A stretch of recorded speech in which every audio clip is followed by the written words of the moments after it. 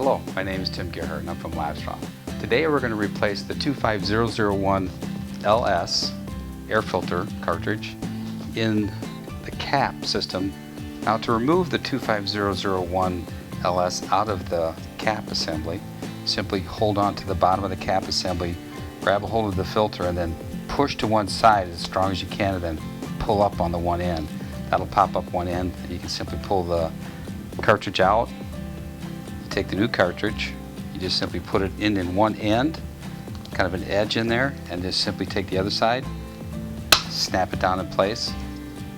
You've got the new 25001 LS back into the cap assembly.